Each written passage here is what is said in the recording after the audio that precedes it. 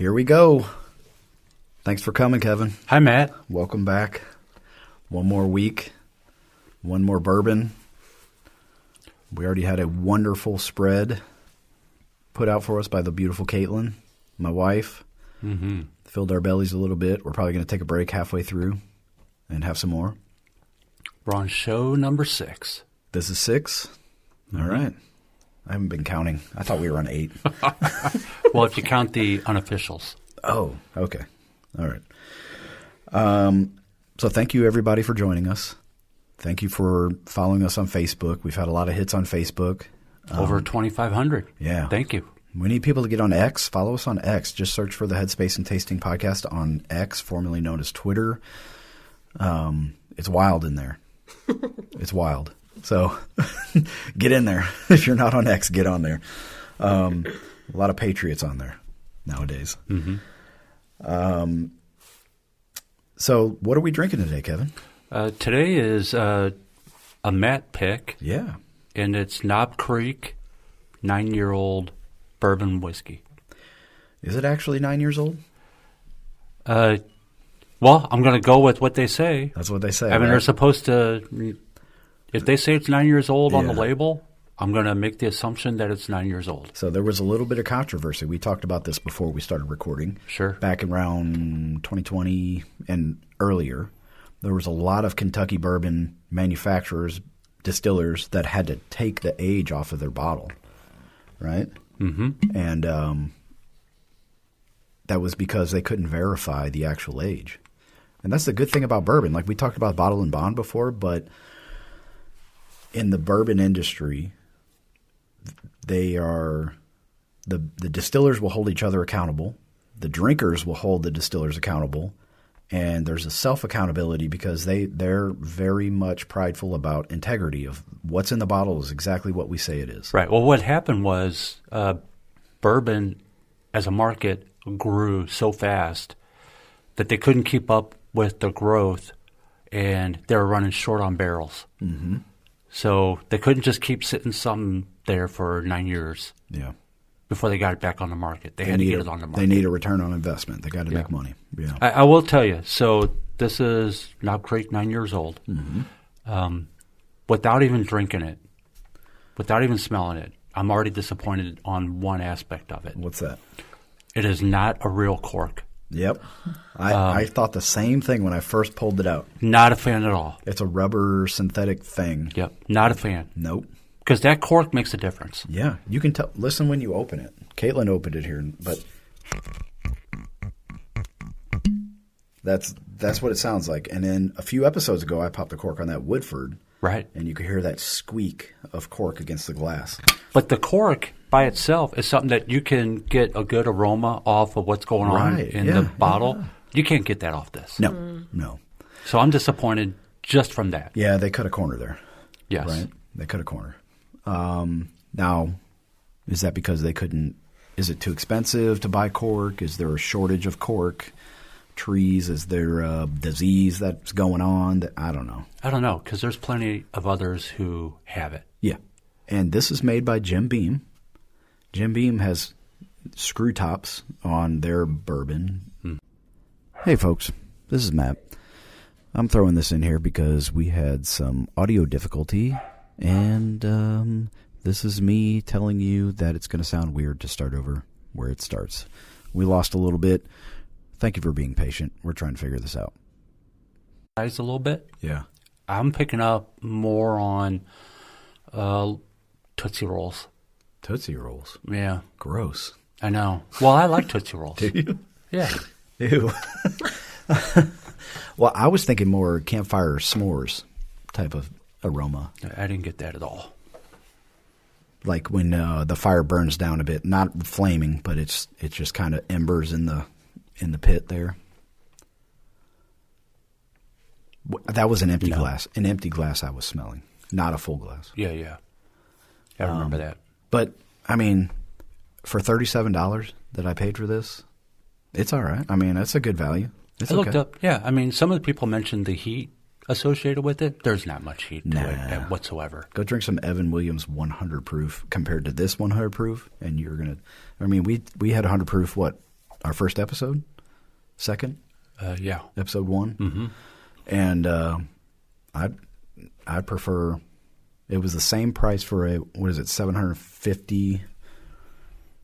What do you call a handle? You know, a big bottle of Evan Williams 100 proof cost the same as this. Right. You get more bang for your buck with Evan Williams. The thing about Knob Creek, to me, overall, and I don't know, it's hit and miss for me. And I think that's the consensus across the board for everybody who's tasted Knob Creek. The first time I tried Knob Creek was just the regular Knob Creek straight bourbon. I did not like it at all. Mm-hmm. And I never bought another bottle since then. I feel the same about Elijah Craig. I had this Elijah Craig straight Kentucky bourbon, and I kind of had the same feeling like, no, I paid too much for this, you know. But $37 for a regular size bottle, I guess that's okay. Yeah. I mean, considering it's the same company, Jim Beam, Mm-hmm. they also make Booker's. Yeah. And I think it's Old Granddad. I think is the other one they do. They're consistent. I mean, the thing is, Jim Beam is consistent. When you open a bottle of Jim Beam, it's going to be the same no matter what. Knob Creek is not consistent. No. It's strange. Do better, Jim Beam. Right. Multi-billion-dollar company. But we're going to keep Take my drinking advice. it. Yeah, oh yeah. We're gonna see if it tastes better later in the show. All right, today is our Un-Valentine's Day show. Mm-hmm. We talked about this when we had your daughters on, Kevin. Right. That you and your wife have a tradition. You don't do Valentine's Day. You do Un-Valentine's Day. Talk about that a little bit. Well, first of all, it's not a tradition. Back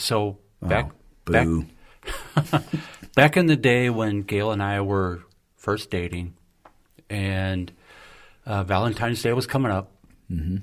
Actually, it wasn't coming up yet when we were dating. But one of the things I said to her is, "Oh, by the way, I do not celebrate Valentine's Day." Man, where have I heard that before? And the reason why I don't celebrate it is, you know what? I love you every day. Yep. And I will always do something for you throughout the year.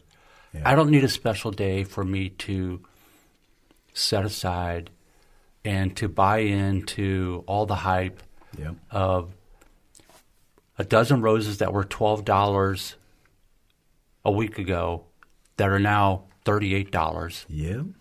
I'm like, no. Or pay $5 for a card. Ain't doing it. And then I found out that the greeting card companies back in the 20s got together and said, you know what, we need to come up with something for the month of February because It's too much time before Easter. right, there's no holidays. Yep. So our greeting card sales are going to drop, so we've got to come up with something. And so then you had Valentine's Day. And for all those reasons, I rejected Valentine's Day. Now women will hate their husbands for a whole entire year if they don't get them flowers and chocolates. Yeah. Except, so, funny story. I sat there with Gail. We were still dating and said, this mic is going to bother me. But my hands move. My hands move too much. I'm Put them sorry. on the top of the table, Kevin. That's what they used to tell me in Catholic school. Put your hands on top of your desk. Here we go. I hope nobody hits me with a ruler. But the thing is, when it comes to so Gail and I had this conversation. I said, if you are expecting something on Valentine's Day, you need to let me know that right now because I need to move on with my life. And so she's like, oh, no, that's good. I'm okay with that. And so, 30 years later, we still celebrate on Valentine's Day. I had the exact same conversation with Caitlin. I just flat out told her, I don't do Valentine's Day. If that's a problem for you, then we're not going to work out. I also told her I hate Christmas, which I don't like Christmas. Oh, I love Christmas. I'm the Grinch. She loves Christmas, and I love Caitlin, so we do Christmas. Your heart is 2 sizes too small. It needs to be 2 sizes too large. Well, I'm getting there. Working on it. On that note, let's bring in our guests for today, Kevin. Who are they? Our beautiful wives. Yes. They are so lovely, and they came down to our lair, our dungeon, and they have been sitting here quietly the whole time. Chomping at the bit. Yeah, just dying to get in to this conversation. Tolerating us, I think, is really what it is. So my beautiful wife, Caitlin, is sitting to my right. Who do you have? So my bride is Gail. Hello, Gail. Hello. Get a little Hello. closer. There you go. Caitlin, say hello. Hello. And we are going to talk today about our marriages, our dating, and our courting, and Right. all Dun, of dun, that dun. from the beginning. We're going to go from the beginning to today. I think there will be a lot of laughs on I this think one. so too. I think somebody might cry. We'll see. It's a lot like a relationship with your wife. It really is. It's life, right? There's hills and valleys. There's high points, low points. There's plateaus a lot of times. And just like anything else in life, what we've been talking about on this show, it takes constant effort and work. Right. I mean, just last week we talked about one of the examples we used was brushing our teeth. Yeah. You can't brush them one time and think your teeth are going to be great the rest of your life. Right. This is the same thing with a marriage. You have to stay invested forever. What did There I is say? no That's let a up. great analogy. What did I say the other day, Caitlin? I can't remember. I remember I said something very profound, but I can't remember what it was. Oh, if you said something profound, I want to About hear it. marriage? About loving you. I need to earn. What did I say? I need to earn your love every day. That's what I think about. It must not have been that profound. No, I mean, yeah. Do you remember talking about this? Like, I really feel like I need to be the man that Caitlin deserves every day. Sometimes I fall short of that. Sometimes I exceed the standard. Rarely. But I need to always keep that in mind, that I should be the man that Caitlin deserves every day. Well, and to me, that's actually, you said profound. That's important because if a couple gets together, one of the things that the feminine side needs to understand is that if you think you're going to get together with a man and you're hoping you're going to change the man, give up. Go find somebody else.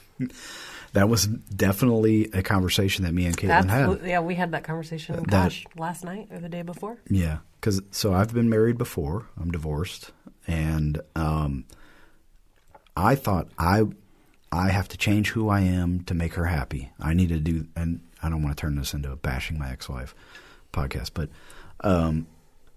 it was me. I thought I had to change who I am because she's not happy, so I need to change what I'm doing, who I am, what I believe, all this for her. And it ended up making everything worse. And, like the Bible says, don't be unevenly yoked, right? And so you need to make sure that it's a 100% and 100% effort, not 50-50. You're both putting in 100%. Right. So I think I was trying to put in 150%, and it ends up being a meltdown scenario. Yeah. But we're getting ahead of ourselves a little bit. Yeah, for sure. That's my past, and we're done with that. How was it that you and Caitlin met? Ooh, you want to tell it? Yeah, okay, I want go to ahead. tell it. So I like this story. It's cute. So Matt and I were, the word acquaintance is too strong of a word. He knew I existed. I knew he existed. We both worked for the same small town municipality. I worked in the finance department. He worked in the fire department. So we would see each other in this building if he happened to be on shift, and we were Facebook friends. That was the extent of our knowledge of each other. Barely Facebook friends. And Facebook friends, that's a pretty loose term because, She was a fan. oh my gosh. No. Anyways, I bought a house and put it on Facebook like, yay, I bought a house, And, of course, lots of comments rolled in. Congratulations. We're so happy for you. That's amazing. One of the comments was from Matt, and he said, oh, congratulations. That's a big deal. That's very exciting.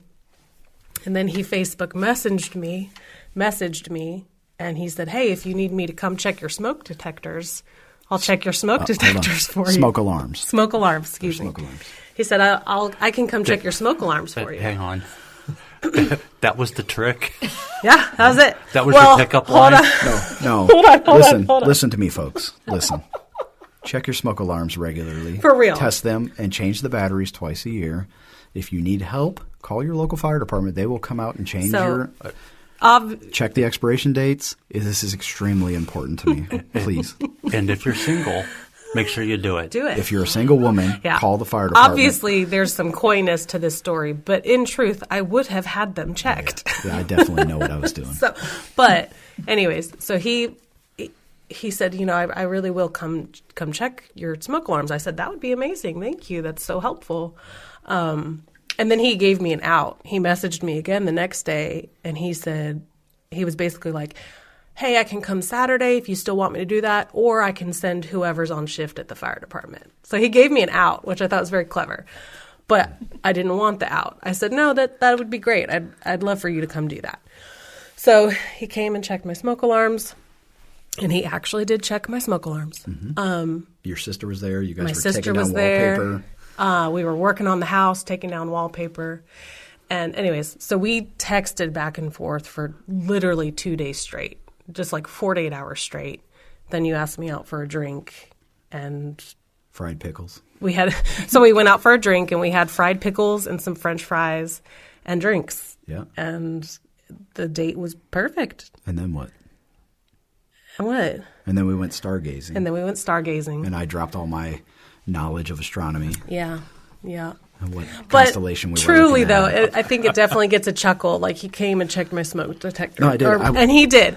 But he knew what he was doing. And I knew what he was doing. Well, and it was, So, between the two of you, who was on the hunt? Caitlin, for sure. I was, for sure. Well, no, that's true. All right. Tell about the first time you saw me at the fire department. This is going to make Matt look so bad. All right. Before we started dating, before we were even Facebook friends, the fire department would regularly be called to help out with some bull crap that these girls can't pick up these boxes of paper and move them to somewhere. So 'cause we were in the same building in the city hall. And so they were like, hey, we need you to go move these boxes of records, whatever. We're like, all right. No, it wasn't that. It was late at night. The power was out in the town. No, this is before then. Oh, okay. When you were in your friend's office downstairs. Oh, so yeah. I just happened to be passing through. I had no idea. I'm just like, whatever, let's go do this bull crap and then go back to training. Because my whole mind is like, we're on a mission. We need to train. Yeah. So let's go move these boxes and get back here. And I walked by, and Caitlin. Matt passed by an office that I was in. I was sitting with my friend in her office, just chatting, catching up. You want to give her a shout out so she can listen? Hey, Amy Udi, I love you. Sweet. He just walked past the office door, and I stopped and I looked. Mm-hmm. And I had my mustache. As he had his uniform on, had his mustache, had that serious face. Oh yeah, it was everything. My normal face, not and yeah. And as soon as he had walked past and was like out of range, my friend Amy, she goes, his name is Matt. He's divorced. He has 2 boys. He's super, super nice. She said, I was working late one day and it was just me in the building. But of course, the fire department is 24 hours. She said, and I had to walk to my car and he just happened to be nearby. And he said, well, I'm gonna watch you get to your car. She said, and he stood there at the building and made sure I got to my car safely. And I just thought that was the nicest thing. And it really impressed Amy. Yeah, because we had a motel. Yeah, right there, a motel that's full of crackheads and heroin addicts. So and I'm like, I'm letting this lady. If you said that Caitlin was the one on the hunt, yeah, when did it switch over to you being on the hunt? Oh boy, like a year after we started dating. Oh wow, really? Yeah, I think we hit upon this. I wonder in a previous podcast. I had a bit of a wild streak. Oh boy, some would call it a hoe phase. Oh, no. I think that's what the kids call You it. have never looked at a man who fought being in a relationship more than Matt did. Yeah. Well, it was not what he wanted, but I saw it and I knew, and I just didn't give up. Yeah, she was very persistent, and I thank God for that. So how long after you all started dating did you realize, how long after you started dating did you get engaged? I will say, in retrospect, I knew on our first date that this is a woman I should marry on our first date, and that terrified me. Denial is not just a river in Egypt. I ran for the hills. And Caitlin knows dad jokes. Yeah.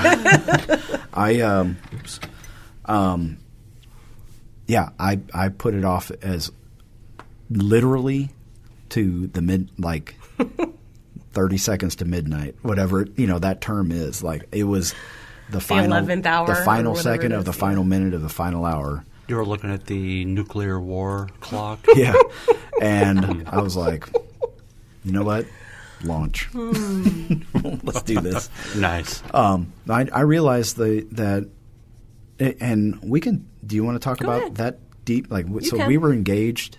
As about a year later, we got engaged. Yeah, we between bought a house year and together. 2 years, we bought a house together after we became engaged. Yep. And we lived together. And we bought a house before we were engaged. But we knew we were We going got to be engaged engaged on our property. We bought 38 acres, true. homestead. We're going to grow, animals and plants, and we're going to live off this. And we did it. Yeah. So we got engaged at a camp right outside of the bonfire, right outside our house.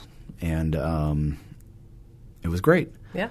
And then we started planning our wedding, which was going to be a simple backyard wedding with close friends and some family members.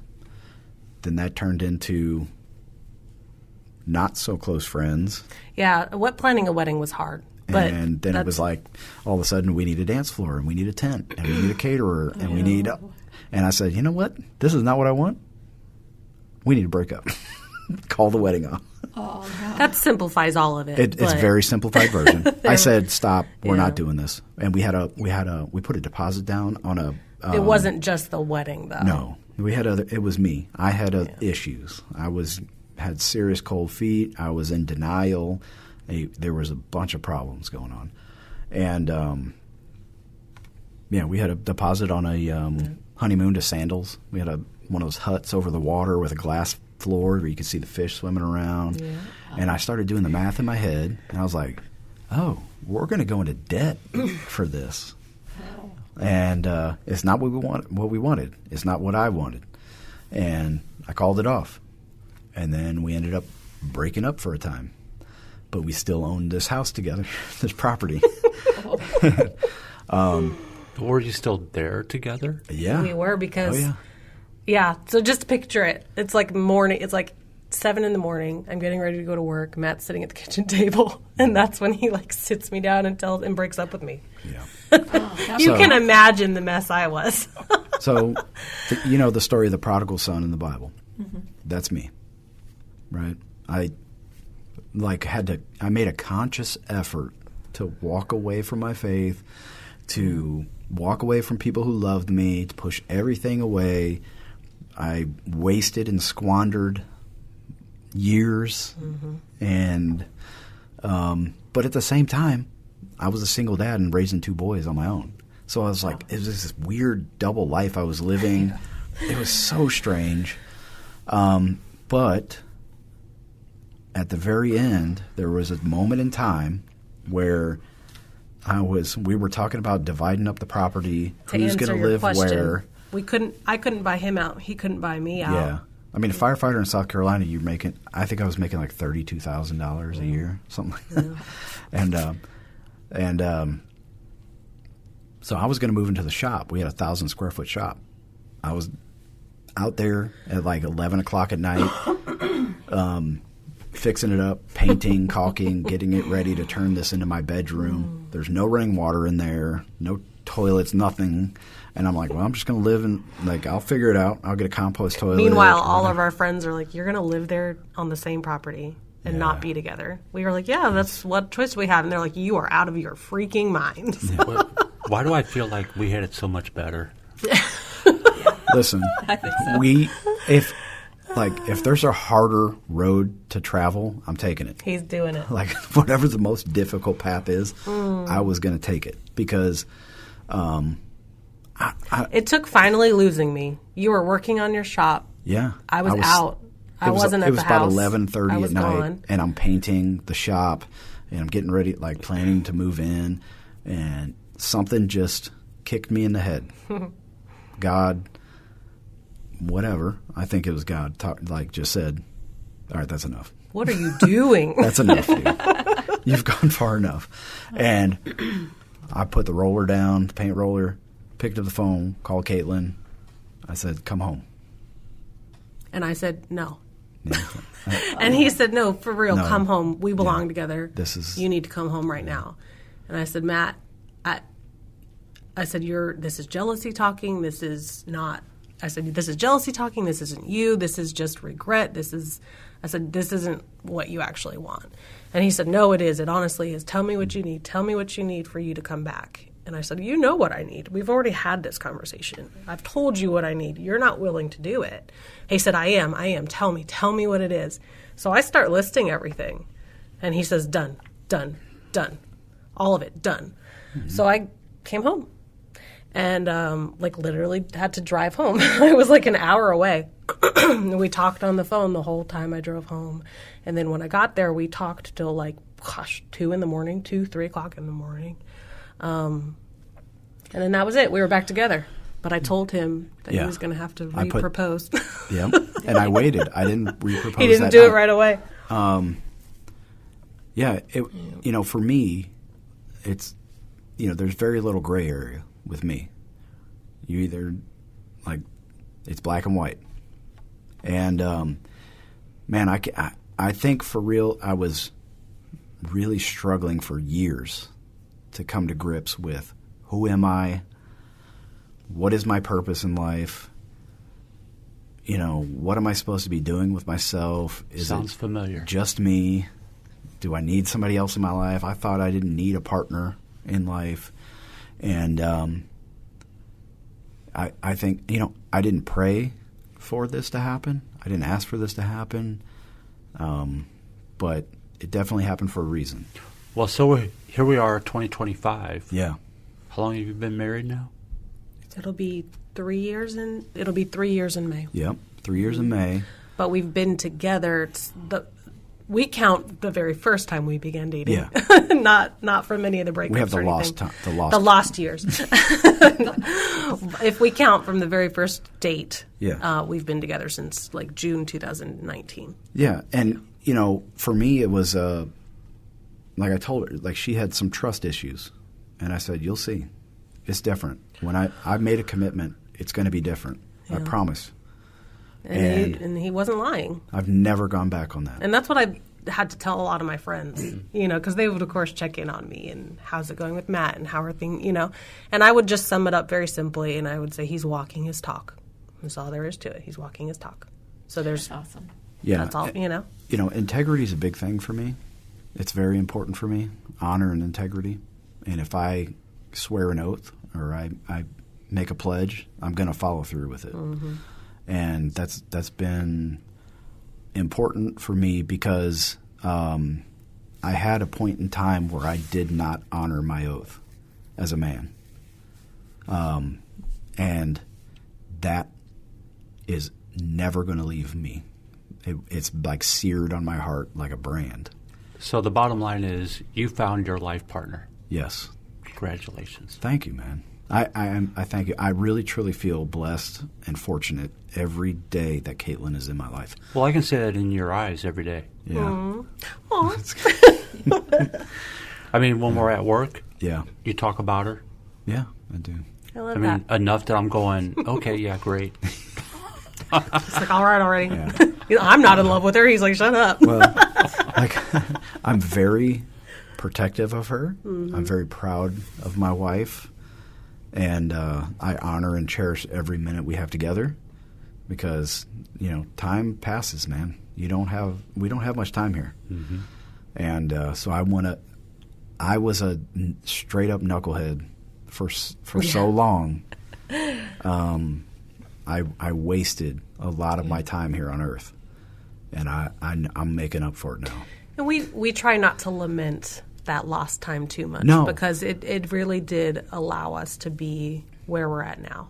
Right. I mean, I don't know if everybody can say, yeah, my husband broke my heart, you know? Yeah. But we built it back together again, together. Well, I know there's you a lot of know? other broken hearts out there for sure. Right, I'm sure.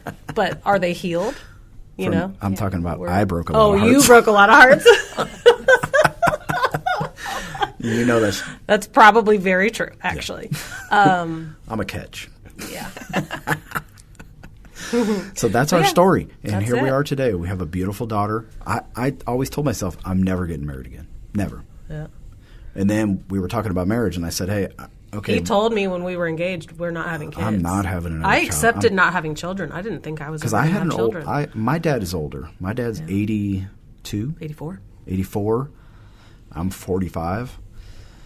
You know, so my dad was 40. What is the math on that? I don't know. 39 when I was born. 39. Mm-hmm. You know, he's old. He was And you're always an older not dad. remotely the youngest of your family. No, I'm the middle child. I have two older brothers and older sister. He had a lot of fear of being and an a younger older brother. father. Yeah. And a second marriage father. So there's a lot of because it was a lot of what his dad is. a lot of time trying to convince myself I am not my dad. I'm Matt. I'm my own man. I'm 45, but I am still in great shape for a 45-year-old, and I could still get on the floor and wrestle with my children and play catch and do all the things dads should do. So this is really a testament of how a good woman can change a man, honestly. I'm not getting married. Well, oh, will you marry me? Twice. I asked her twice to marry me. And then I'm never going to have children. it was one of the things that actually changed when we got back together again. You told me, you said after we were apart, you said there was no way I was ever going to deny you anything you had ever wanted. What do I always say? And What do I say? what my baby wants, my baby gets. That's right. And he told me, he said after what we went through, he said I wasn't going to deny you anything that you wanted. He said, So- and that included a child. We're not having any more children. I don't want to have another child. We'll see. I like that. I think you will. Well, I like practicing making babies, so we'll see what happens. So, Kevin, I'm excited to hear y'all's Yeah, story. Because when you've did been you married get how him? long? This year will be 32 years. That's incredible. wow, that's awesome. I love that. That is so cool. So, 32 years ago, what was the year? 1993 is when we married. Whoa. So 1992. What were your hairstyles in 1992? I had a high and tight flat top. Ew. Gail? I had long, curly. I would say probably curly, huh? Yeah. Did you have the Did you do the bangs? Yes. Put- the bangs. poofed up with Poofed up hair- bangs. Oh, yeah. She had a long perm. It was freaking awesome. I love man. that Aw. perm. Did you tight roll your jeans? Do you remember that? You're probably older than us, but we used to tight roll the bottom of our jeans at the skating rink. Oh, yeah. No, I think I did that. So- I think I did that. Before I tell my side, I think Gail should tell her side on how we met. Yeah. Oh, gosh. Gail just made a face. It's just because he's such a good storyteller. I'm not. Okay, let's see. Let's see. So, I need to say before we start that if we're on camera, and to see how we're set up, right now we're set up with two mics, and each couple is sharing a mic.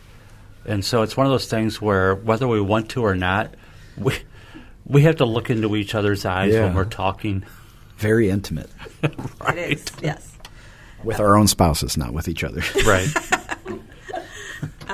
Okay, so let's see.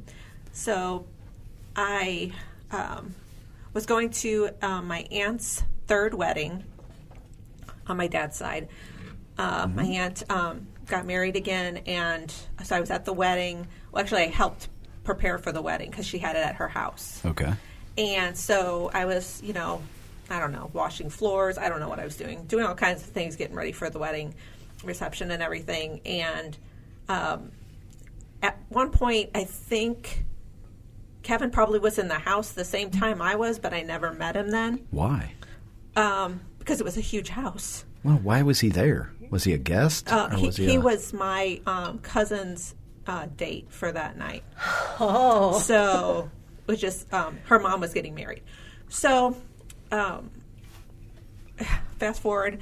We're at the reception, right? My aunt gets married and everything. We're at the reception, and I have this killer white dress on.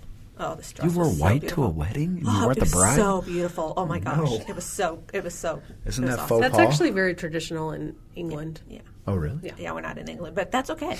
Caitlin, But it we're was, not in England. You know that? but anyway, it was a great dress. Okay. And so I felt really confident in it.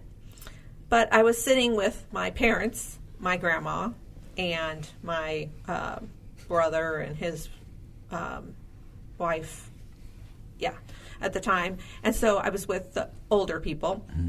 And I was just sitting there because I just felt comfortable there. So that's where I sat. Well, then this guy came over and asked me if I wanted to go sit with my sister and my cousins at the head table. And I said, sure. So, he took me over there. We sat down. We started talking. And then we danced some. And I thought, well, he's really cute. I'm like, And then I'm like, he's very gentlemanly. Mm-hmm. And he's very, I could tell he was in the military. And I'm like, oh, great. I told myself I'd never marry a military guy. I can't date a military guy. And then I'm like, okay, well, but he's cute. So we'll see. So anyway, he wasn't in uniform or anything. He was in a nice suit with a nice tie. And we, the rehearsal was, the reception was in like a lake house on Lake Sherwood, which is like a gated community place. Nice. Yeah. So there's like a beach there and water, right? Really romantic, Probably not as many people in there back then, huh? Right, exactly. Yeah. That was nice. So we had a few drinks with my cousins and stuff. I think we were toasting to everything. I don't know. I think we said Spartacus, and we. What were you guys drinking that night? Zima? Zima? Zimas? No, it was some kind of boxed wine of some sort. Nice. Like, what is it? Start with Franzia? That's it. Yes. My aunt had that. So yeah, I was drinking a lot of that. Oh man. And I'm a lightweight anyway, so that was interesting. So I don't know. I was attracted to him, and I thought, oh, I'll just hang out with him, and we're having a good time. And then we started kissing on the beach. Like, we went off by ourselves, and I started kissing on the beach. And then Kevin, what about your Even date? though he was dating and and then so I thought that, okay, when the way that the lake house was next to the lake, I thought it was farther away than it was. So like if you can imagine like having like a deck, right? And people are on the deck. And then right below that is the beach. Yeah. But I thought the beach was farther away. No. So everybody saw you kissing? Yeah, everybody saw us kissing, including my family. Your cousin? My dad. Oh, gosh. My cousin, my sister. Yeah. Everybody. Great. Yeah. And of course, when I came back inside, my aunt's like, way to go, Gail. I'm like, whatever. And so, so we met that way. And then, so we danced and talked and everything. And I was like, well, this is a great guy. But I had just come out of a 4-year relationship. So I was kind of in the attitude of, I'm going to do what I want to do when I want to do it, and I don't care what anybody thinks type of place. Yeah, what do they call that today? I don't know. Hoe phase? Oh, yeah, I guess so. Yeah, I was there. Definitely not and I didn't. what I was. And I didn't. I'm not calling you a hoe. I'm sorry. I really didn't think very much about what I was doing or whatever. Oh. Right. Then my one cousin said, well, come back to my apartment and, was it her apartment? Yeah. Yeah, her apartment. And spend the night. And so I did that, and he called me when I was there. No? You did it? No. All right, go ahead. Just go ahead. This is your side of the story. Keep going. Okay. So he called you? I wanted him to call me, but he didn't call me. Oh. And then so the next day, I wanted him to call me. Classic. But he didn't call me. Good move, Kevin. No. And You got to wait 48 hours. You talked straight for 48 hours. I talked to my cousin, and I said, what's with this guy? He seemed really nice. And she's like, oh, he's great. And I'm like, well, he hasn't called me. And she's like, well, just give him some time. It's fine or whatever. Like, okay, whatever. And at this point, I was like, I don't care. It doesn't matter. I'm really not looking for anything. I'm just not ready anyway. So I'm like, oh, well. And then he finally called. Is that it? That's the story? Pretty much, yeah. Were you following the 3-day rule? That's an interesting take on her side of the story. And now for Kevin's version. All right, I Kevin. told you he's a better storyteller than I am. So How did it really happen, Kevin? So here I am. I knew Gail's cousin for quite some time, almost 2 years. I knew her cousin, her other cousin. I knew her sister. I didn't know she had a sister. And I knew the aunt and uncle that were about to get married because I helped them move into their new home. How did you know them?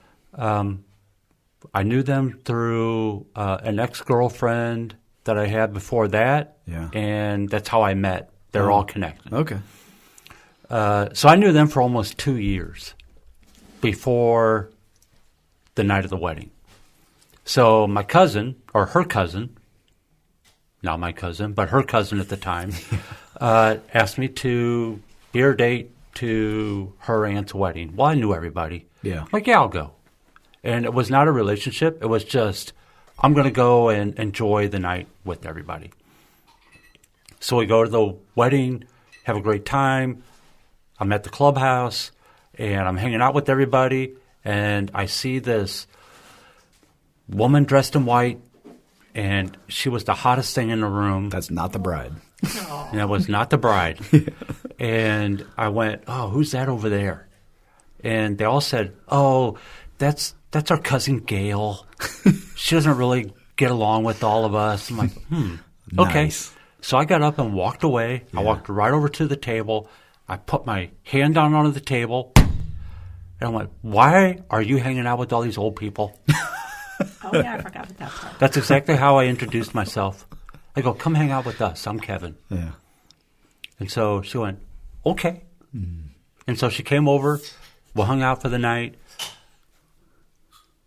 I don't know what happened between the time I did that and the time we ended up on the beach. Well, box wine. We established that. Right. Yeah, right. The Franzia. Box Yes. wine. Yeah. All right. So we end up on the beach. Her story of what was going on the beach is accurate. Okay. Had no idea that the balcony was right above us. I thought it was, a football field away. Okay. Thing. Good thing you weren't an artillery officer. That kind of gives you a way of how much we're drinking. Yeah. And, that was it. And then after that, it was done. And I remember coming home because I was still in college. We were in college. Okay. I remember coming home. This was the day of the answering machine. Yeah. Cell phones didn't exist yet. We still had landlines. You didn't have pagers? No. Come on. That didn't even exist yet. No. I don't think we had pagers yet. And then 92? You were a baby. I remember the answering machine. I played the answering machine, and it was a message from Gail. And saying, hi, how you doing? Just checking in and, just letting you know, love to see you again. And, I hit the delete on the message like you always do. And immediately in my mind was, oh, my goodness, what did I do? Yeah. And then the next day, there's another message. I'm like, oh, great. Sooner or later, I'm going to have to respond. Oh, no. So I... Hey, Gail. Hi. So I eventually did, and, she wanted to go out again. So let's pause for a second. You had a beautiful woman that you definitely were attracted to her. Yes. Pursuing you. Yes. And you were not receptive. What was going on in your brain? Well, you know what? In my brain, it was all about me at that time. Huh. That sounds familiar. That's a good point. 22 years old. Yeah.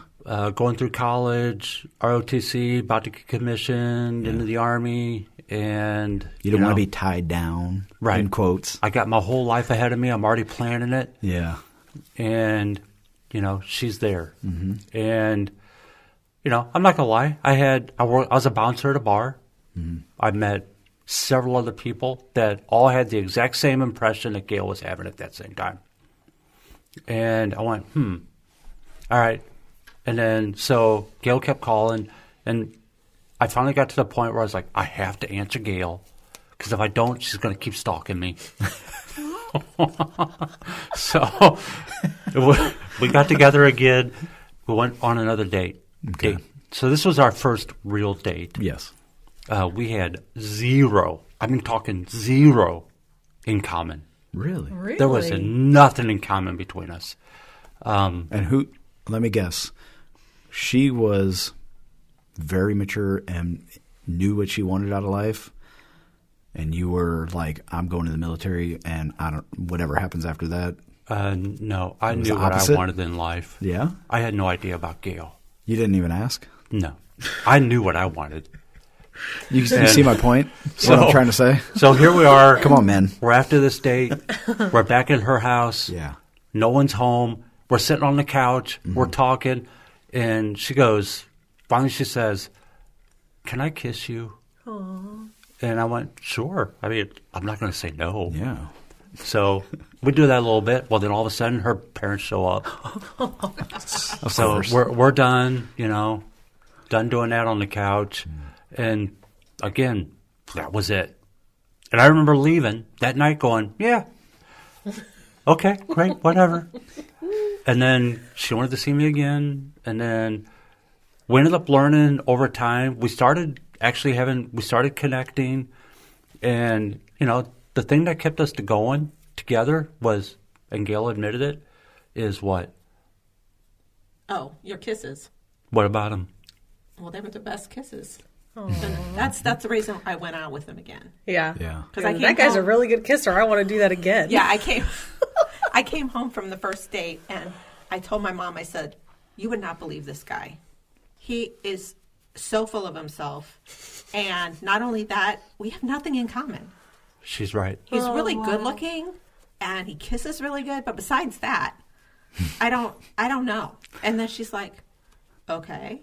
And then I'm like, well, I don't know. I'm going to think about it. She's like, okay. So I felt like I had it all together. Evidently, he remembers it totally different than I do. But at the time, I thought that I was a lot more put together than I was. But in reality, I think I was just broken from my past relationship and reaching out for something new, something different. And I was like, he's a good kisser. I'll go out with him again. That's different. He's a good everybody else was terrible. Well, yeah, pretty much. I bet every man has to have a skill. I bet it's not so much that he was a good kisser. It's probably the feeling that you got from kissing him. Yes, I would agree with that. Yes, no. Definitely. I'm a good kisser. Settle down, Kevin. Settle down. So the funny thing is over the course of time, how long? What do you think? Well, I will tell you. Yeah, because how do you recall all of this after 32 years? So I'm a crazy diary keeper. Yeah. And this week, knowing that this show was coming up, I pulled out my diary from 1992. I love Why didn't you tell me to do that? I could have done that too. Yeah, because it's my show, not yours. Well, that's why I can't. You told me remember this. Things. When you told me this, I was floored. I was love that. That is absolutely amazing that you can just pull a book out that you personally wrote in your own handwriting from 32 years ago and see what was going through your head. Was, right. I should have brought it with me because, again, she said I was full of myself, right? Yeah. In the diary, I have a list of about 9 separate quoted comments that she said about me over the course of us kissing on the beach. Oh. What? And I wrote them all down. Oh my gosh! At that point, you should probably post that to Twitter and Facebook. I could do that because it was things like, "You have beautiful eyes. I love the way you kiss. You're so gentle. You're such a gentleman." Oh wow! And on and on and on. And I wrote them all down. Oh my goodness, that's crazy. I love that. Oh, but man. you know what? Time kind of crept on. And I had there was a lot of relationships that went on, in and out. Yeah. Prior to that, blah, blah, blah. And I knew, when you know, you know. Yeah. And I can't tell you what it was in my head that said, Gail is the one for me. Yeah. I can't tell you what just it know. was. Like, it's just like, oh, this Right. is So this woman sitting across from me right now. I could tell you, we met on August 8, 1992. Oh, wow. I have the date in my head. Yeah. And Christmas Eve, 1992, 4 months later, I proposed. Awesome. Wow. And we were engaged after 4 months. And we got married almost exactly 1 year after we met. Wow. And, I mean, it was a roller coaster ride to marriage. Yeah, because you guys met, got engaged, got married, and then you left.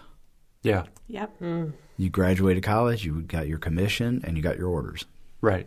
My orders were for Fort Knox, Kentucky. And we thought, oh, great, we're going to live our lives together and start there. Ew, I've been there before. You got off easy. Problem is the officer basic course, I'm there not even 30 days. And my orders were changed from Fort Knox to Korea. Yeah. And it was unaccompanied. So we were married a whole 4 months before I went for a full year to Korea. So then coming back from Korea after a year, we were newlyweds, in my opinion, twice. We had to learn to live together 2 times over. Wow. Wouldn't you say so? Yes, definitely. So this will show a difference of the times. I just pulled up, you have a journal entry. I just pulled up a screenshot of a text between Yeah. Matt and me What's the from date the on day it? after our first date. What is the date? It is my August gosh. 9th, not the day after our first date. Then, and you said, Matt says, I'm telling people I went on a date with a beautiful woman while having a huge smile on my face. I said, you're sweet. He said, they're dying to know who it is. We did not tell people we had Oh, started because I had a dating. hard rule. He was not at the dating fire department, and he Yeah. was not going to date anybody like in in our, the county. In I the would county. not date a woman in Kershaw County. Oh, interesting. He said they're dying to know who it is. I said, so are the ladies here, talking about in the finance department with me. I said, they can't stand it. My sister asked me how it went. I told her it was probably the best first date I've ever had. Yeah. So, yeah, being a single firefighter comes with its perks. and its baggage. Because everybody's like, why are you single, dude? Like, what's going on? Everybody else is married. So they're all involved in your personal business. But so you were supposed to go to Fort Knox, Kentucky. You went to your officer advanced course? The basic course. Basic course where? Fort Lee, Virginia. Okay. Which is And- not called Fort Lee anymore. I don't know what it's called. It's Fort Lee. Did Gail go with you? She did. Okay. The funny thing is we were engaged, and I'm looking at the numbers on what you get paid from the Army. And I went, Gail, because we were going to get married after I finished the We basic need to get course. married now. And I looked at the money and said, Gail, we should get married before we go because we make this much more money. Classic cherry And move. so that's what we did. And I will tell you, and a little bit of honesty, that had I delayed the marriage, I don't know that I would have got married because I was so career focused Yeah. at that point. I don't know. A lot of officers are that way because you've been since high school working towards that goal of college, military. Then once you get in the military, you have to be very focused on your career advancement as an officer. Enlisted guys, they're just like, hey, this stripper's got big boobies. I'm going to marry her. And I'm going to buy a Mustang. Well, the funny thing is I wasn't even looking at that. It was strictly career focused. Yeah. No, I'm saying that's the difference between enlisted and commissioned. Yeah. So, so we decided to get married right away. I think it was August 13th we got married. No, it was August 21st. Your anniversary. Oh no. I'll edit that out. August 13th was your commissioning date. Well, we see where what's more important. Yeah. Yeah. He always does that every year.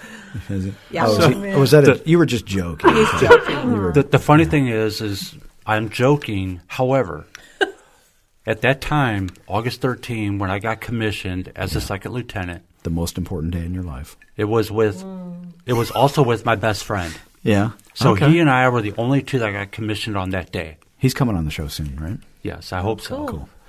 So we were commissioned on that day together. Exactly 1 week later, Gail and I were married, August 21st, Yeah. because I wanted to wear dress blues Oh. as my outfit. Did you do the swords and all that? Oh, we did. Awesome. We had the swords. Wow. And so for the first 4 years at least that we were married, in my head, I kept thinking, we got married on August 13th. That's true. I was a week off. Yeah. Well, that's not so bad. I It was my bromance. was 36 years old for 2 years in a row. So I thought I was 36 while I was 35 the whole time. That's how much I care about my birthday. So you were in the officer basic course, and then your orders changed. They did. Yeah. So you thought you were going to Fort Knox, and where'd you end up? Ended up in Korea. Yeah. 1 year unaccompanied. which means Unaccompanied. I can't take my wife with me. It's literally called a hardship tour. Correct. Yes. She could come, but she would have to live on the economy. Yeah. Oof. We said no. Yeah. The unit I served in Korea our nickname was the Heartbreak Battalion. Because they were during the Korean War, they were supposed to be home by Christmas, and they got extended beyond, and so they're called the Broken Heart Battalion, 44th Engineers. So yeah, there's a lot of, like the crazy thing about that battalion is these guys were in Korea during the war in Iraq, global war on terrorism going on. So these guys are there on a hardship tour, right? It's a 12-month tour without your family members. They got sent from Korea to Iraq, did another 18 months in Iraq, and then redeployed back home to Fort Carson, Colorado. I remember that. And their families had to move themselves from wherever they were Jeez. around the country to Colorado. So that's the Broken Heart Battalion for you. That's the 2nd Infantry Division. And, they did that. It's heartbreak. It really is terrible to think about that. Yeah. So you just got married. You're thinking, cool, we're going to Fort Knox, Kentucky, right outside of Louisville. We're going to live it up out in the woods out there because there's nothing there. So, and then you're like, oh, I got to go to Korea. How was that conversation? Well, so dating ourselves a little bit. I mean, we had to deal with it. Yeah. So we decided Gail was going to go back home, but she wasn't going to live at home. We're going to put her in an apartment, live on her own, and I'm going to Korea. So that's how we set it up. And so this is the day, again, before cell phones, before email didn't even exist at that time yet. Yeah. So we're still writing letters.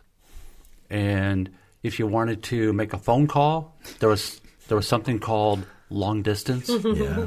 And going overseas, Very expensive. Very expensive. So it was basically once a week was the phone call, and she would call me. It'd be 3 a.m, wake me up, because that's when the rates were the cheapest. Yep.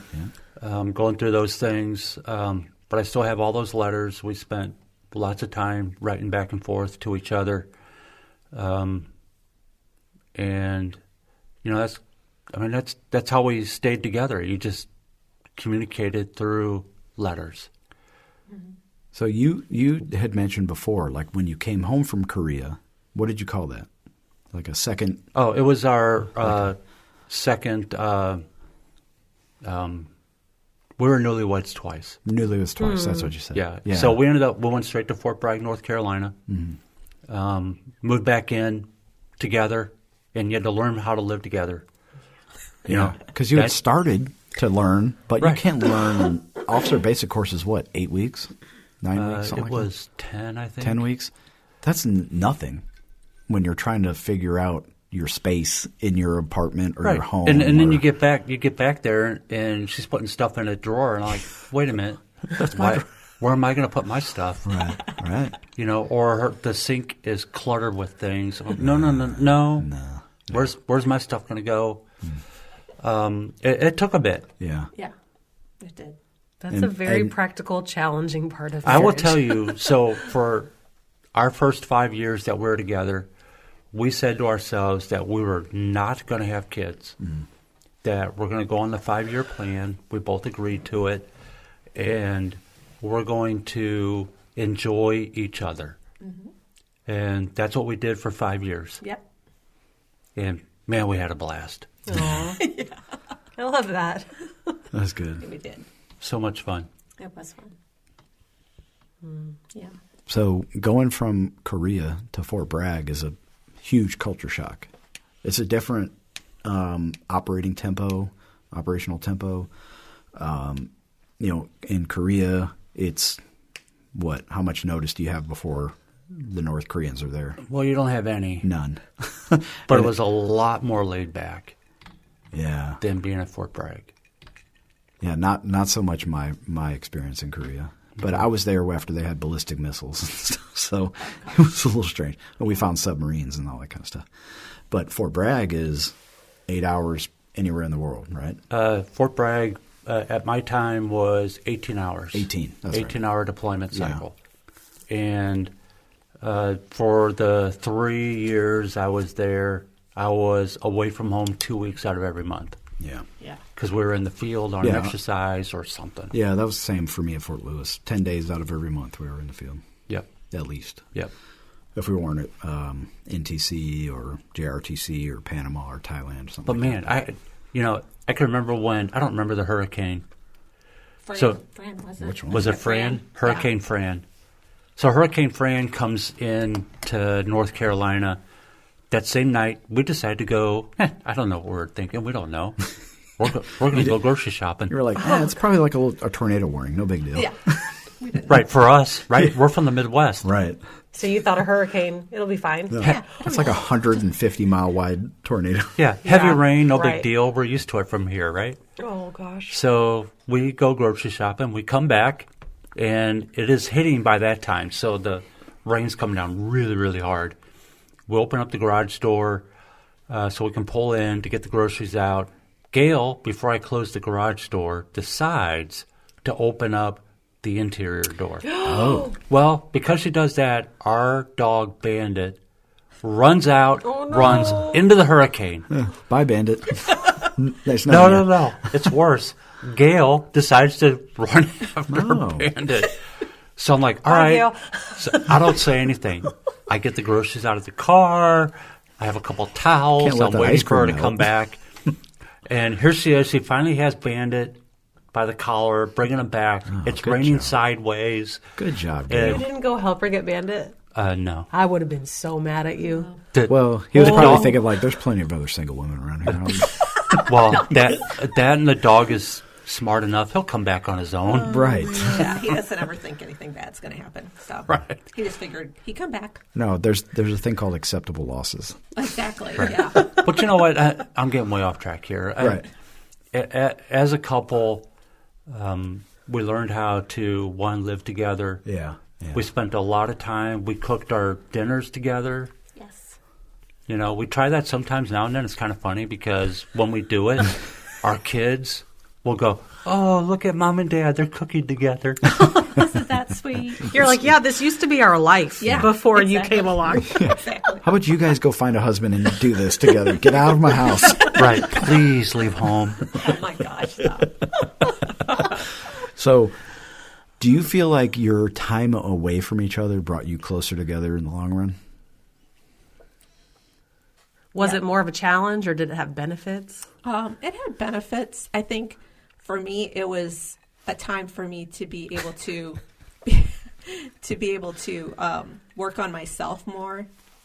You know, when he left, I think I depended a lot on him when he was there, and then when he would leave, I'd have to, you know, take care of myself and everything. And so I think it was good for me, my confidence level, my ability to handle difficult tasks and things without him there. And that was a good thing for our marriage, I think. But I also know that it was extremely difficult for him to be gone. Was it when he came home, did you ever have the thought of this would be much easier if he wasn't here? Like I have a figure, like a plan. Yeah, like you had I have a routine. And he's upsetting it. Well, yeah, definitely. Yeah, that was definitely, it's like something Yeah. from my soldiers that I heard was, man, I came home and I felt like I'm a stranger in the house. And intruder. I'm not needed here. Yeah. That was always a big struggle.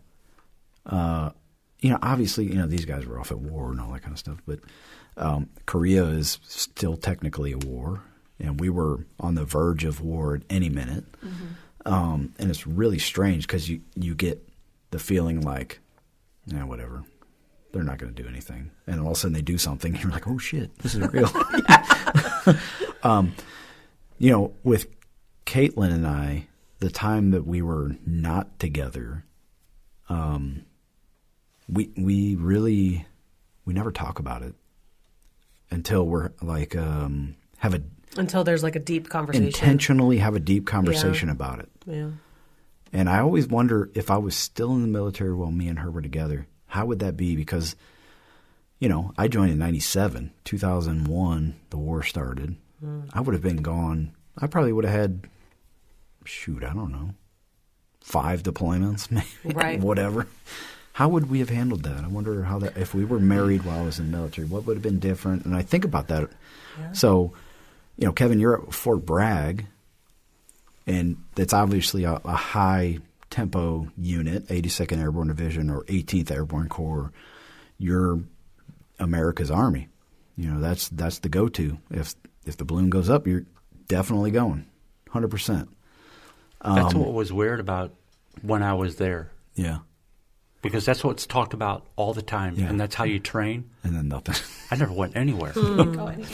And then So- we end up at Fort Lewis, Washington. Yeah. To me, it was the remnants of the Cold War Army there at that time. And I'm there 2 months, and I'm deploying. Yeah. What the?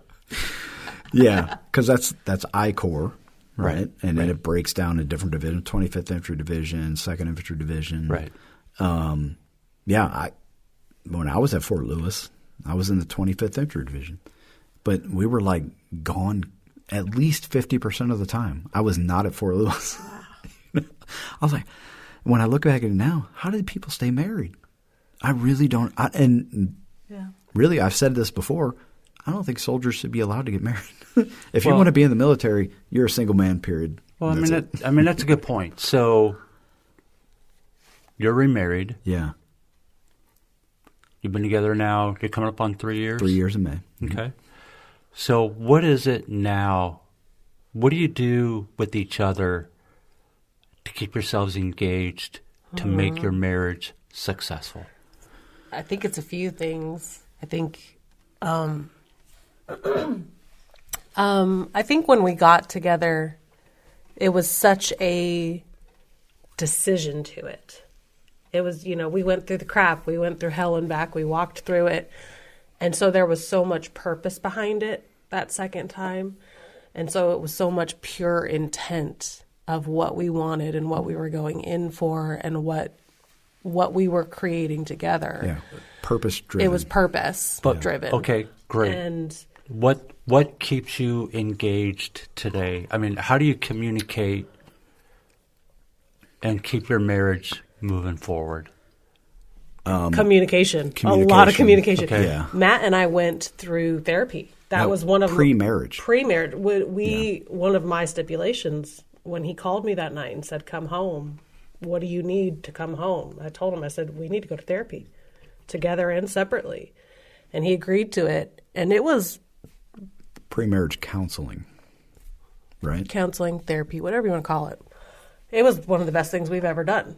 I will tell any and every couple I meet, go to therapy together. Go to counseling together. Yeah, what it does is it gives you a mediator, somebody who facilitates the conversation. It forces you to conversate with each other, and then you learn over time. Oh, I can actually speak my mind safely, Right. even if it's ugly. What I'm thinking, it's ugly. Yeah. And I can say this to my wife, my partner, and she's still going to love me. Yeah. And that's what we learned. And there's even today where I'm like, I know this is going to hurt. And I'll preface this is going to hurt what I'm thinking. And I don't really know if this is truly what I'm feeling, but this is what I'm thinking right now. I hate your face. So, like, it taught us. Like, I'm sick of seeing. And don't talk to me. I want to go downstairs and be away from you. You're getting on my nerves. So a lot of that's like, I'll just say it. Like, I need to go down, and then I'll come downstairs. 5 minutes later, I'm like, ugh, this is not what I want. Like, this is not. No, this isn't. You know, a big part of what therapy taught us is how to communicate. It's not some magical cure of suddenly you can talk to each other. It's the mediator, it's the therapist, it's the counselor saying, hey, Kevin, that's bullshit. Yeah. And hey, Gail, that's bullshit. And both of you going, oh, it is. And it taught us because that was, we both have very different arguing styles. And it was a struggle. Yeah. And sometimes still is. Sure. I'm the type where if we're having an argument, I've got to attack in the sense that I want to continue talking about it until it's resolved. I don't want to stop. The world stops until we resolve this. Yeah. He wants space until he has his thoughts clear and in order, and then we can talk about it. So I would be running after him, and he'd be running away. And obviously that didn't work. And so it got to a point where now he can say, I need my space, and I'm comfortable enough to give it. Because I know, even though I'm giving him space now, doesn't mean we won't talk about it. You know, so it helps. So, Gail, between you and me, after almost 32 years, what is the one thing that we did other than argue back and forth or have those difficult conversations? What was the one thing that you did, that you initiated, that we still do to this day? I think that the best thing is to write letters to each other, because a lot of times I can't. I get very emotional, so I can't get the words out. So either I'm so mad that I'm crying, or I'm so sad that I'm crying. So I can't get the words out, and a lot of times I just don't know how to articulate my feelings. Right. But for some reason, when I write them down, it comes through so much more clearly. That's very unique. So, do you remember the journal? Which journal? Well, you bought a journal for us to share. Oh, yeah, I did. So we write letters back and forth to each other in a journal that I bought for us. Wow. Which is kind of interesting because we don't know what we're going to write in it. Right. But I'll come home from work or another event or something like that, and the journal will sit on the nightstand next to my bed, and immediately in my mind is, oh, Gail wrote to me. And then That's so I'll special. take the time, I'll read it out, and she'll tell me her thoughts, tell me what's on her mind. And it's been a way for us to communicate difficult topics to one another without, to our best ability, throwing emotion into it. Yeah. And then I would take that time, I would write her back. And then, it could be the same day, it could be a couple days later. And then it will be on her nightstand. Give her time to read, and either I'm responding to what she wrote or I'm just sharing my thoughts with her. It's one of those things where if we were to talk it out between each other, it could get out of control. We'll hurt each other's feelings. We may start raising our voices.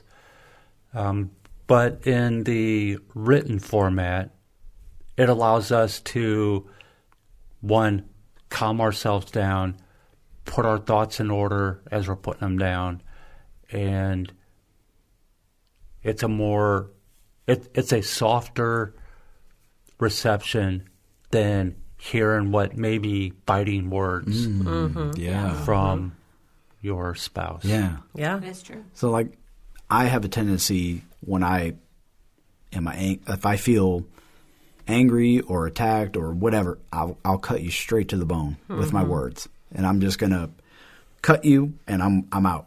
I'm done. So I would imagine that writing your thoughts down, and we kind of we're the same way, but we text, or we have a messaging app we use that's encrypted because I know the man's listening to us. So we message each other, and just this past week, Friday, it was just yesterday, I was in my office at work and I'm yelling at Caitlin because has $300 cash that was supposed to be spent last week, and she's counting it for this week's budget, and our budget starts on Friday, and I'm a super nerd. And I'm like, what is the issue here? And I'm like, no, that $300 was for last week. You should have already spent it, but now this $300 for this week is unaccounted for. What are we doing like this? And it was like this huge miscommunication is all it was. There was no missing money. There's nothing unaccounted for. It was just my budget starts on Friday, so any money you spend from midnight Friday on comes out of our budget.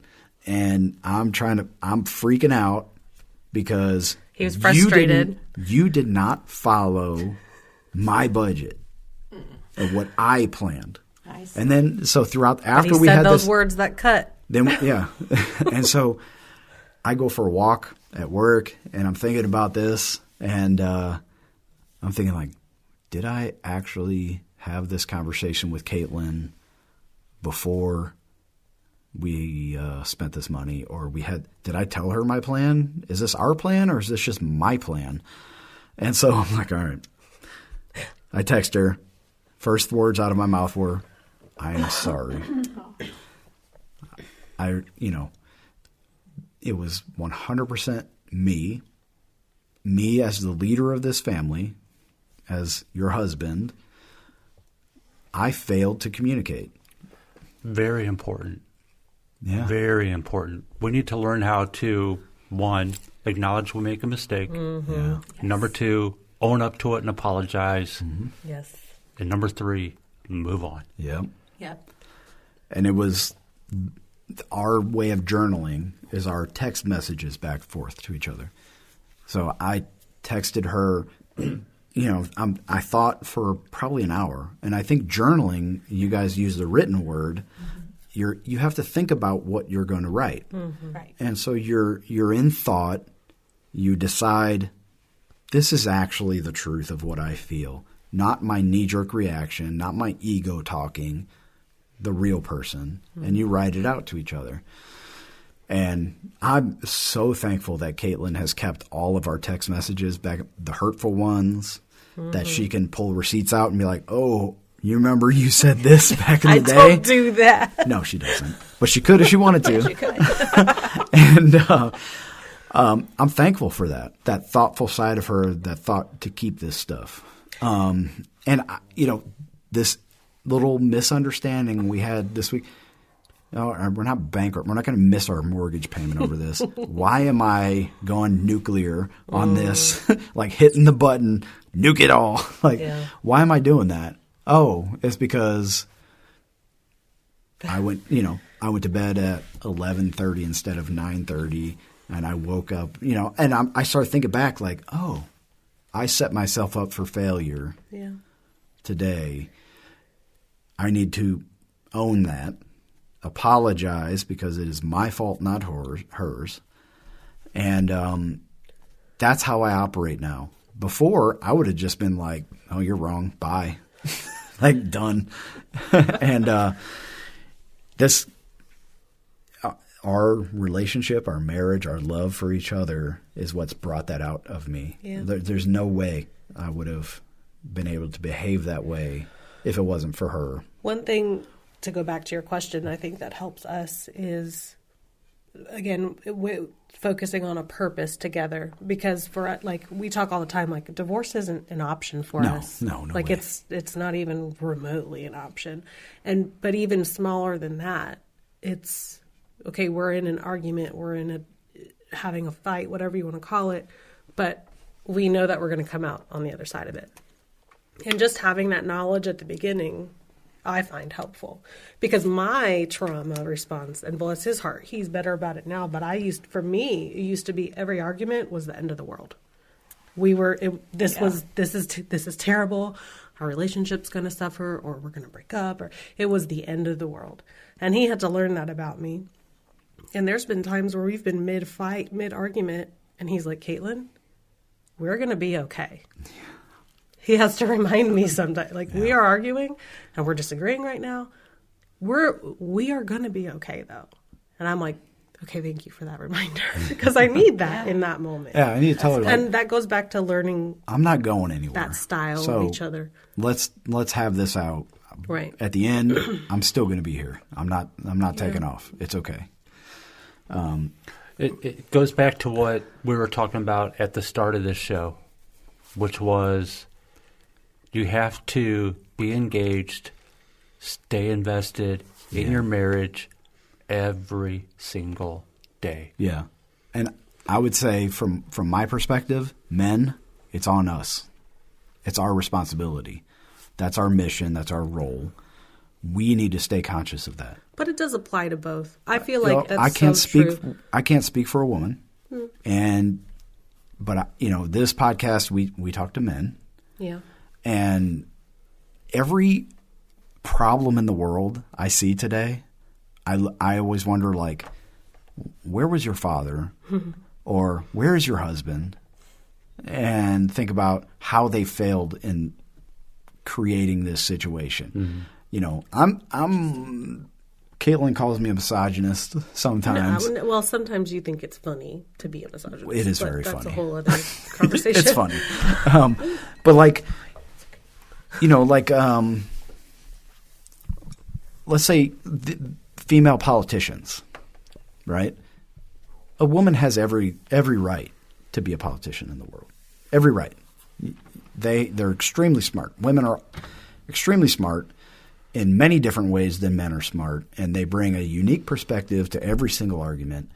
But when I see a woman politician, I always think of, like, what is your husband doing right now? Is he at home making dinner for your kids and cleaning up the house and homemaking?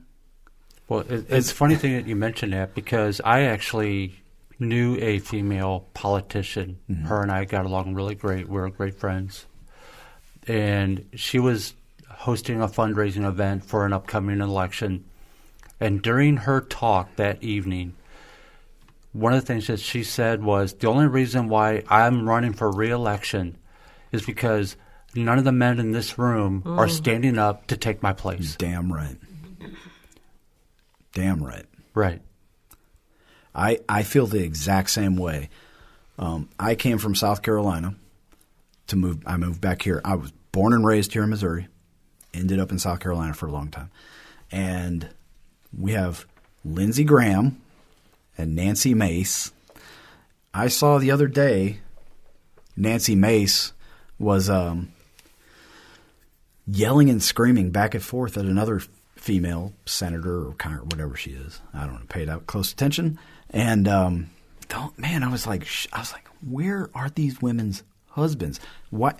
And not because woman, get your butt back in the kitchen type of thought. It was, how have we failed so bad as men that these women feel like they need to take over and do something because the men are failing?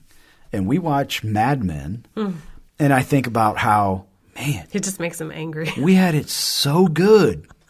And then pieces of crap like this dude cheated on his wife and put his job before his marriage, before his wife. And now we ended up with both spouses working, somebody else raising our children, and 2 car loans, mortgage, all this other crap that's going on in our lives. And it was like, damn it, we had it so good. And we blew it. We being men, we blew it.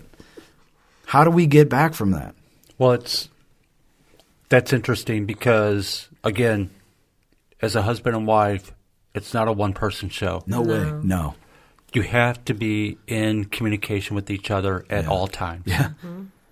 And, it goes back to we knew right from the start, like I said at the beginning, we were on a 5-year plan. We were not going to have kids for the first 5 years we were married. Mm-hmm. And we took that time because really what we wanted to do was really engage with each other, learn each other, know each other, enjoy our lives together, and really build on that relationship. And we had our firstborn 5 years after we were married. We stuck it right to the schedule, which is pretty funny. I think Gail, more than me, was like, okay, it's time. Yeah. 5 years is a long time to wait. Yeah. It is. But the thing is we, leading up to that, said that when our firstborn is going to hit, you're not going to work anymore. You're going to stay home and raise our children. Same. We literally made the exact same conscious decision. So we made the conscious effort. It was going to be a single income family. Mm-hmm. You're going to stay home, and we called it the trad wife. Yeah. Right. You're going to be a traditional mom. Right. You're going to stay home, and you're going to raise our children. Yeah. And we stuck to those guns. To this day. You told me you had your dresser, like where you kept your clothes. Talk about that when you first got married. Like, was the cardboard? Yeah. When we first got married, we had no furniture. Yeah. The only thing we had was a bedroom set. And didn't you borrow your kitchen table or something from Gail's? Kitchen table. It was a folding table, and chairs came from Gail's parents. And that was the only thing we had for a dining room set. And our nightstands were cardboard boxes of 3 drawers that we used. That's where we kept all our linens, and a lamp, and an alarm clock. Yeah. And that was our life. Our TV sat on a packing box, and we put a little blanket over the top of it to make it look normal. And you were probably as happy as we were. 2 pigs in a blanket. Yep. But we knew at that point we're going to make it on our own. Yeah. We're going to do what we can do to make it work. Mm. And to this day, we still think the same way. 32 years later, we are still going, okay, what can we do today or over this next week to keep moving our lives, but not where at no point. We've had these conversations. Gail, I think I need to go back to work. Yeah, probably, but we never did that. Yeah. We never crossed that line. I can't imagine going back to work now. We've never had that conversation yet. We might. Maybe when she's older. No, but I feel like... I don't know. I like being a kept woman. She's definitely not a kept woman. She earns her keep. But you have to be very conscious of it. Yeah, for sure. I'm not trying to date myself here. It really comes back down to the fundamentals. Mm. If you think that your children, you're going to take them to a public school and think that you're hoping that the teachers are going to raise your children. They do not care. You are incorrect. Even a private school. Yeah. Yes. They'll care up to a certain point. Yes. No. So everything falls back on the parents. Parents, you got to be able to take that responsibility upon yourselves and be able to really nourish that with your children. That's my TED Talk. Matt talks about men and men need to step up, and that would solve so many of the world's problems. My take on it is the nuclear family. If we brought back the nuclear family, if that was the norm again, I feel like countless issues in the world would we be talked solved. about this in our last podcast. You need to recognize your role in life and perform. Everybody's role is different, right? And everybody's nuclear family is going to be a little bit different, but in general, it's kind of the same. Mm-hmm. We all have our roles to play in life. When Caitlin and I decided she's pregnant and she's going to stay home with the baby, we had to completely redo our budget, redo our finances, and recalibrate what we wanted out of life. Yeah. And we were fully willing to do that. I think I just did our taxes. And this year, we're making $25,000, It's 30. It's 30 a little over 30. A little over $30,000 less Less. than we did last year, right? But really nothing's changed. But it's like except we don't have the debt that we were carrying. we don't have the debt anymore. We have paid off 100% debt. Now, something that I want to acknowledge is that our baby boomer parents won't acknowledge is we are very fortunate that we bought our property before the boom in the We did. real estate market. We bought it like a month ahead of time. That's what allowed us to pay off our We bought debt. 38 acres with a house and a 1,000 square foot shop, a pond, all that for $145,000. Wow. Right? Double. We made 200% profit. Yeah. Like, And that's not a bragging. There's nothing that we did to do that, but we cashed out at the right time. Maybe 6 months later than we should have. yeah. But that's a whole other story about selling rural property. It's tough. But we took advantage of the opportunity presented to us, and we knew our end game, our goal, was to be in Missouri. And we knew these things because we had talked about it. We talked about it. If you're in a communicated, relationship, and if you're in a marriage and you're not talking about these things, Yeah. like what are you doing? You should be really like you're two different people, but you should be one. For real. One Right. person. So that brings me to a question. Yeah. What is the secret to a successful marriage? How do you look at it? One secret? I don't think it's a secret. No. Well, what is it? I think it's- what makes a successful marriage? You have purpose. You need to have a purpose in mind. I'm not going to say goal because a goal in mind really makes it business. I want to say you have a purpose, right? And when the two individuals realize their purpose in life, for me, a protector, an earner, a provider. For Caitlin, she is also a protector of her children, a provider for her children, a provider for me. I provide for her. It's like what would you call it, symbiotic Yin and relationship. yang, You really have to, two people become one, honestly. And in that purpose, that doesn't mean you have the same roles. We have different roles. But combining finances. If you're married and you don't combine finances, you're going to get divorced. Yeah, that's bad. That's 100% wholeheartedly my opinion on that. That's when It is a matter of time. I will say from my experience, when my ex-wife said we need to separate our checking accounts and we'll have a joint, like 3 checking accounts, yours, mine, And ours. I immediately told her, this is the beginning of the end of our marriage. I said it out loud, and I truly believe that. Because when somebody starts to separate anything from your marriage, that's a problem. Yeah. You really have to be sacrificial and also fulfill your role. It's very and hold hard. each other accountable. Oh, yeah. There's been times where if I'm slacking, he'll call me out on it. Yeah. Or if he's slacking, I'll call him out on it. Grace, I think, And is the word grace, to use. Give each So- other grace. Gail, what would you consider a successful marriage? I would 32 years. Yeah, I would say ours.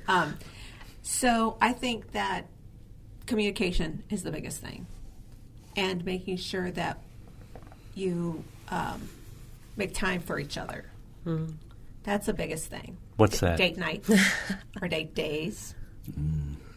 Even if it's just going to the grocery store together, even if it's just walking down the street together, We've been slacking. just to be able to spend uninterrupted time together is huge.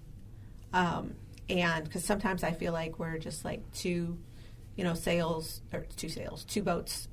passing in the night Right. because we're just so busy, and the kids are so busy, and the dog and the cat and everything. Life happens. Yeah, Yeah. you said that on our drive over here I today. did, yes. Yeah, because I miss being just with you. You know. Hey, girls, get out of the house. Yeah. Get married. Go away. That's the thing. I mean, I remember when our kids were old enough to start being home alone. Mm-hmm. That's when we finally went on our first vacation together. Wow. Oh, that was amazing. I bet. But You remember that? Yeah. Those days? yeah, that was awesome. I remember it may have been the second year we were going to go on vacation, and we told the kids, look, here's the deal. If you do not let your mom and dad go on vacation by themselves, you're going to have a very unhappy year. We'll murder you. and they accept that. What was the name of that lady that put her kids in the trunk and drowned them? Oh, gosh. Oh, I'm sorry. I shouldn't have said that. It's horrible. But no, I think when he first told me that he wanted to go away, like out of state together, I was like, Yeah, wait. you're probably scared. I was like, what? Are you sure that's going to be okay? And I was nervous about it. Because we also drive, so just never know. Me what's too. gonna happen. I'm never getting in a plane again. Yeah. So we drove everywhere, but once we were there, it was so funny because the first time we went, I was so nervous. I was like on a first date type of nervousness because I was alone with him, and there was no kids to distract me. Right. Interesting. And I was like, oh gosh. And I remember packing all kinds of things to wear and wanting to look really good and everything and really sexy. And then when we were there, I'm like, why did I pack these things? Because they weren't like really practical things to pack. So I was like, practical for him. yeah, well, yeah. But I was like, wait, what do I wear? And I would look through, my clothes. I'm like, what am I going to wear tonight? And I'm thinking, what am I, 20 years old? Yeah, you're like, Yeah, what does he but care? That's so great, though. I was so nervous. That's so awesome to Yeah. have that. And I still again. get nervous. Yeah. I still get nervous when we go on dates. I don't know. It's weird. But Do you get nervous? it's fun. No. Oh. Give us 20 years and maybe I will. There you go. She and I do talk when it comes to a date. We have a date coming up. Yeah. We do talk and go, what are you wearing? I definitely Well, I plan on wearing this. anticipate. Yeah. And so I know- we try to match in some way. Caitlin does get nervous because when we're going on a trip, she's like, "Okay, where are we stopping? What are we I driving?" like I'm an itinerary And kind I'm of like, person, "Eh, and he is not. We're going to Birmingham, Alabama. He's like, let's And find she's out like- when we get there. Yeah. And Well, I'm she's like, like, "Well, where are we going to eat? Where are we going to stay? but- What do we do?" I'm like, "No, we'll see." we always say bring at least one nice outfit, Yes. depending on what we're going to do. Yeah. Okay. Yeah. Well, Kevin, what is your secret to marriage? What's your answer? Oh, my goodness. Well, you asked the question, man. You should know. I know. It is staying involved all the time. Oh, that's a good one. That is a good And Men have a tendency to kind of check out, right? right? And we talked about this prior, and that was to... Don't tell our wives all our secrets about Do- our conversations. Well, no, I mean, it's a podcast. They can hear it on our previous podcast. Yeah. That's true. Which was like, you have to be subscribe, willing share. to contribute without expecting anything in return. That's exactly it. Sacrificial leadership. That's a right. great But answer. at the same time, not thinking that I am purposely doing it Right. because I'm hoping for something in return. Absolutely. Don't expect anything in return. Just Yeah. do it. Just do it, man, Yeah. because that's your role. That's your job. Right. Even, I'll tell you, today, 15 minutes prior to coming here, Yeah. I'm doing the laundry. I'm emptying the dishwasher. What? Gail? Well, so I just thought of a really good question. truth be told, Gail has a broken foot right now. right. So she's not moving very much. That's a good excuse, I guess. I know, right? And so, you just jump in Yeah. and start doing it. Yeah. And then that's it. Yeah. I'm not expecting someone for her to come up to me, in some wild lingerie at the end of the night going, "Oh, I appreciate everything you do." Lingerie. What is that? Okay. Go ahead. Go ahead. I'm just kidding. I'm teasing. I am not a lingerie man. I've been instructed not to buy lingerie, for the record. I've never given Gail those instructions. So All right. Well, were you saying? Now he's just thinking about lingerie and Gail. Sorry, I'm sitting right next to her. We're holding hands under the table. All right, folks. Thanks for joining in. We're going to call it quits. I have a question. Yeah. All right. To go along with the secret to success that we've talked about now. What, after 30 plus years, what is the thing that you had to learn about each other in order to have success? Like, what if you had to pick one thing where you were like, oh, that's the key to Kevin, or that's the key to Gail that allowed you to have success? What is it? Or did you have that? Yeah. Well, we have different communication styles. Yeah. I think that's a big part of it. He's very blunt and to the point, bullet point type of guy, where I tend to drop hints, beat around the bush. That's how I was brought up. Terrible. Yeah. And which is not good. No. I know. And it's taken me a lot of years to just realize that it's not me being selfish or me being, overbearing or whatever. Because I never wanted to be that wife that was like nagging him Yeah. or being overbearing or being controlling. So I did the exact opposite. I would just not do anything, and I kind of brood about it, which is not a good thing. So I wouldn't recommend that at all. But I think I've grown in that area, and I've been able to tell him, mostly through letters, this is what's going on with me, and I need help with something. And I'm not afraid anymore to ask for help. That would be super helpful. So that's so funny because that is almost exactly what I was going to say that I learned about Matt. Okay. And maybe that's just something with men. Yeah. I don't know. Listeners, leave a comment if this think is me just and a Kevin are man special. thing, or you We're- and Kevin are just similar. But I had to learn that with Matt. Yeah. I had to be as direct as he is. I can't say, hey, that trash is looking really full, or would you like to take out the trash? That will get me nowhere. Right. And that trash will sit there. Right. If I say, hey, Matt, will you please take out the trash for me right now? He will stop whatever he's doing immediately and take out the trash that moment. There's a little bit of nuance there because even if you were to sideways talk to me about trash, I'm going to pick up on that right away. Yeah, he's good at that. Oh, Matt will pick up on The- it. the He will not different- respond the to Yeah, it. difference I'm going to is- pick up on it. I'm going to be like, nah, man. Ask me. You want me to take the trash out? I have Ask to me. just ask. Otherwise, nah. The difference is when you dilute your conversation into how you feel about a situation. Yeah. That's the difference. Yeah. Yeah. I may Women- not pick up on how you're feeling. You have Yes. to tell me. Right. Yeah. Right. That's That's the a difference. big difference between men and women.